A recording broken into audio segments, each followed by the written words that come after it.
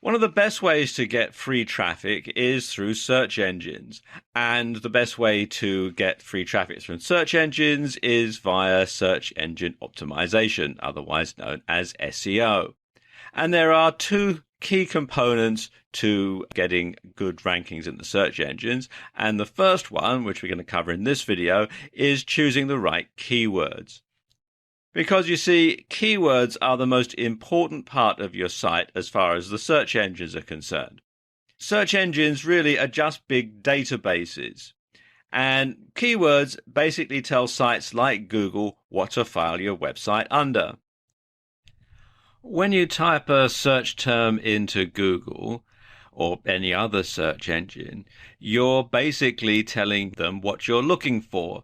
And so unless they have the keywords, unless they know what the website's all about, then they won't be able to find it for you.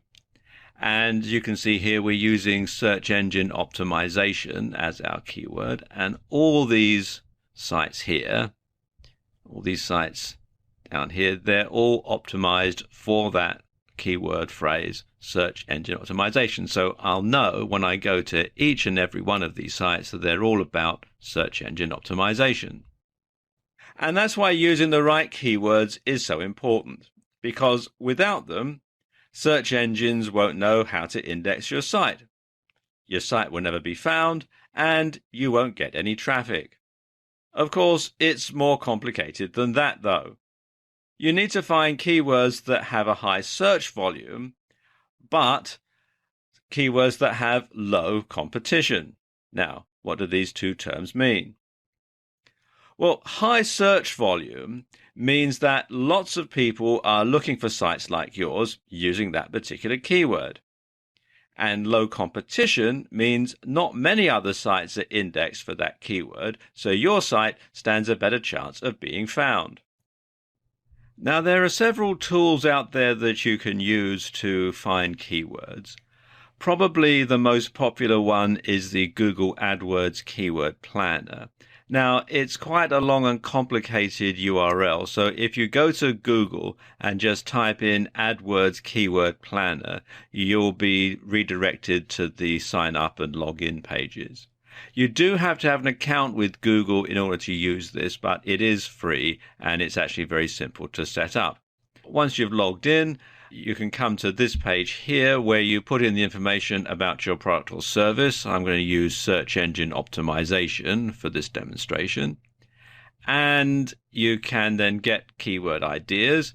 For example, here it's got all sorts of information. You've got the keyword by relevance, and they're listed down here. It tells you the average monthly searches for that particular keyword. It tells you about the competition. Like we were saying earlier, you want to have keywords that have low competition. So, for example, here, SEO tips would be a good one to go for because it's got low competition, and it gets a high number of searches, 8,100.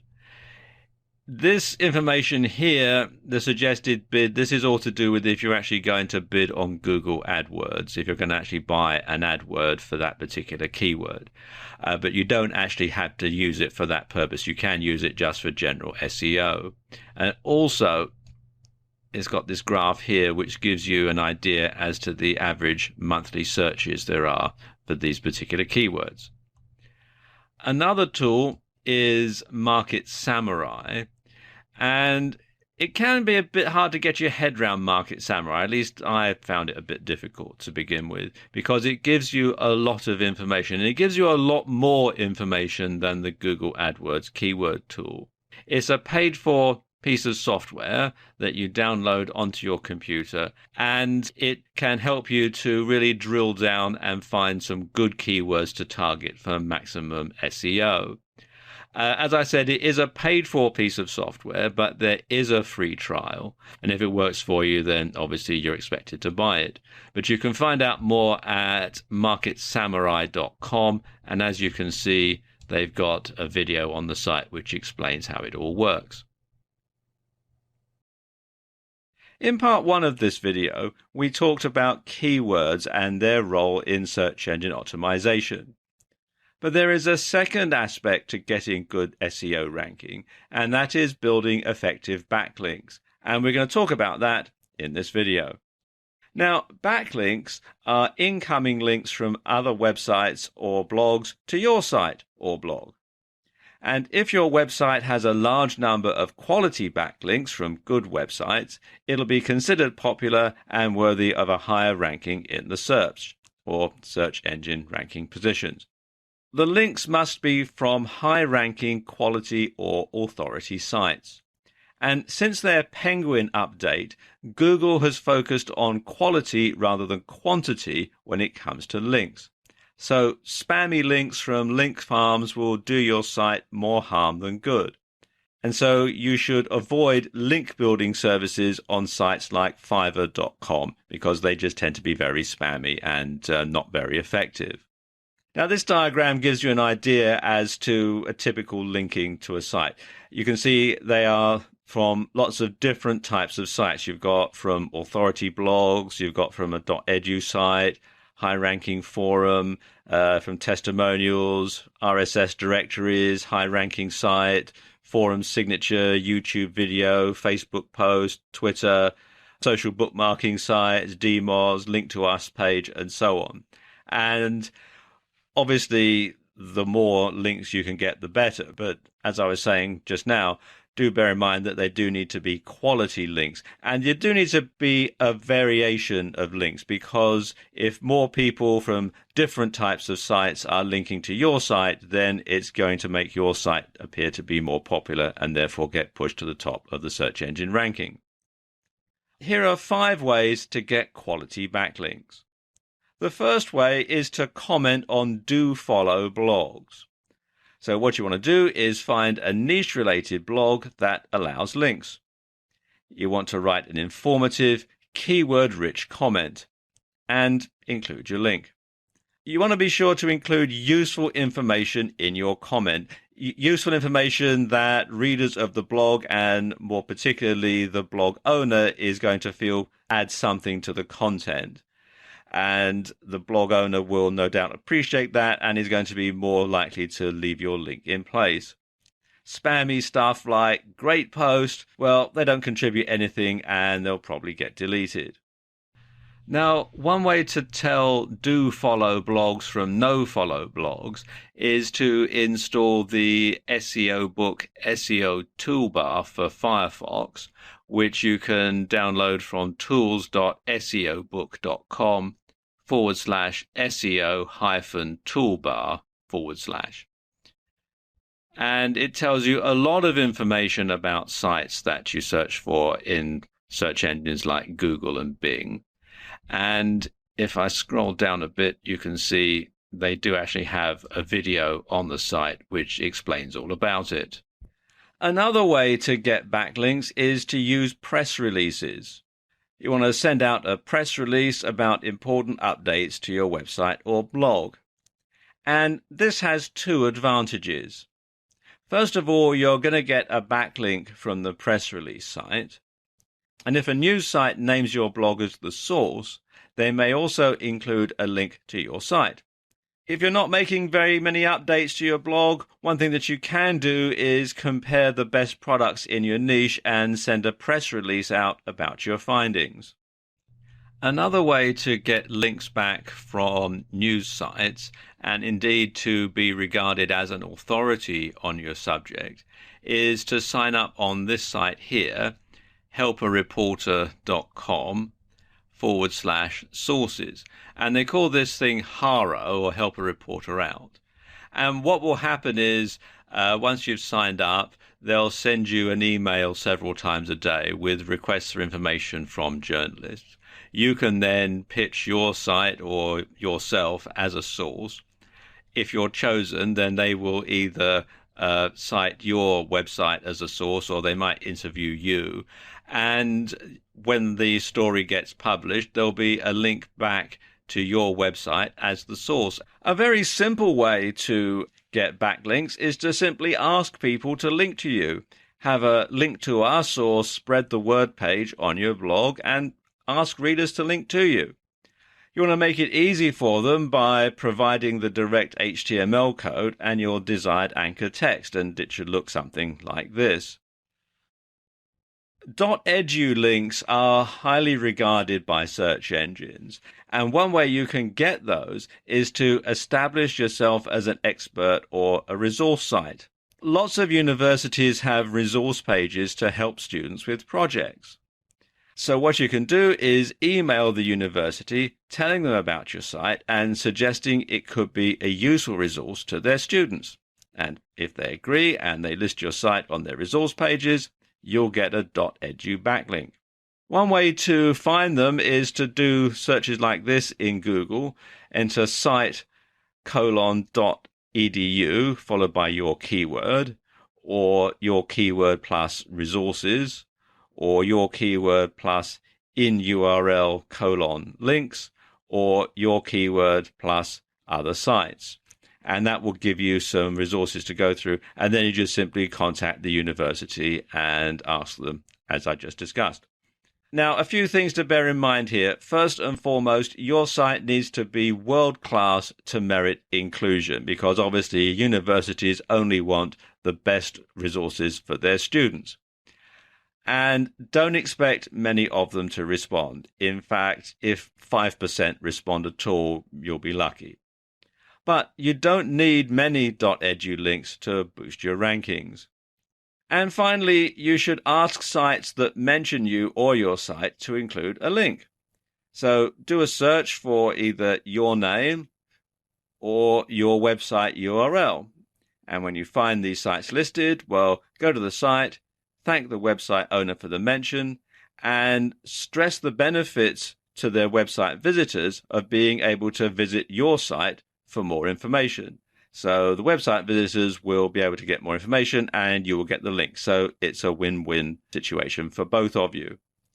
Now, bear in mind that you do need to implement both of these strategies in order to get good search engine optimization. You need to have good keywords and you need to have good backlinks. But once you've got that, and once people can find your site in the search engines in Google and other search engines, then you should get a stream of free traffic that will last and last and last.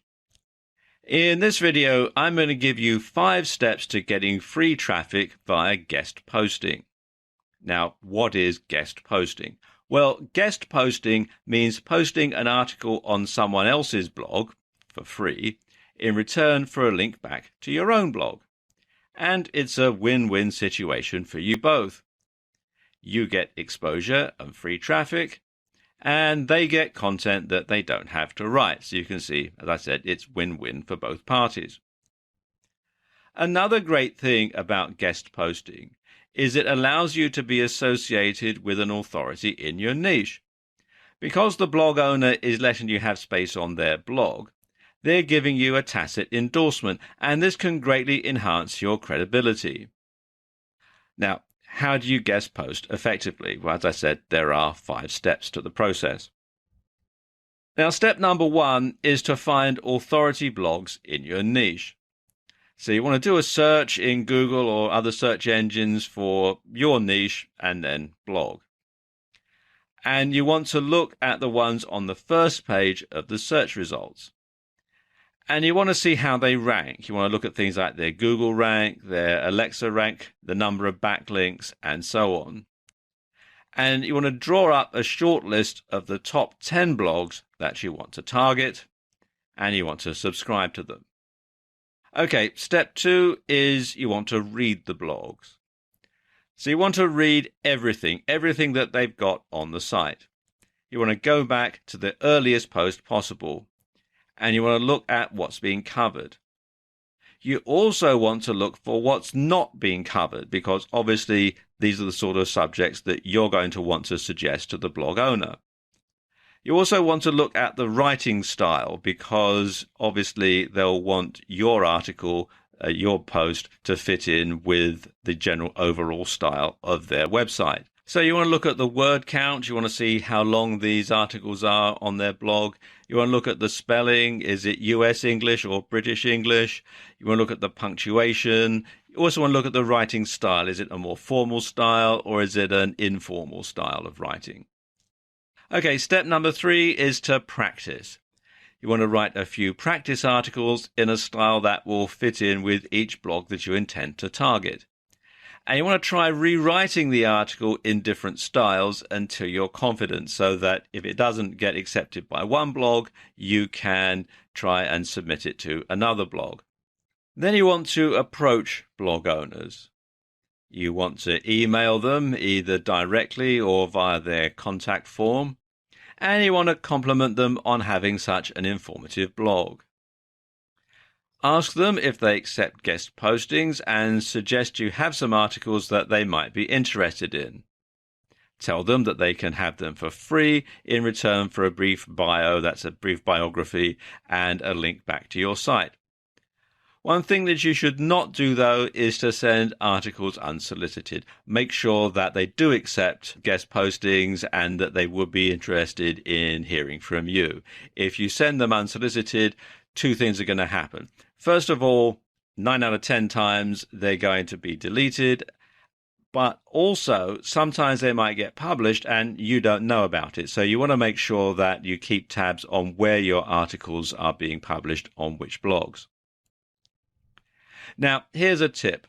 Contact the blog owner at the bottom of your list first. So if you draw up a list of, say, 10 blogs, start with number 10 and work your way up to number 1. The reason for doing this is that when you first start approaching blog owners, chances are they're not going to publish your articles. They're going to reject them. Well, you can find out why, and you can tweak your approach, you can tweak your blog articles and that sort of thing, and then learn from that experience and move up to the next one. And so by the time you actually get to the person at the top of your list, you stand a much higher chance of being accepted because you've got the experience of submitting them to other blogs. Okay, step number 5 is to send the article. So once the blog owner has said, yes, I accept guest postings, send something to me, send them the article then. You want to make sure that it's not been posted on any other blog before, because if it's duplicate content, it will get penalized. And if it does get accepted, then don't publish it on any other blog, including your own. And if the owner rejects the article, then find out why. Ask for some constructive criticism or feedback from the owner. Now, if the owner does publish the article, first of all, you want to thank them.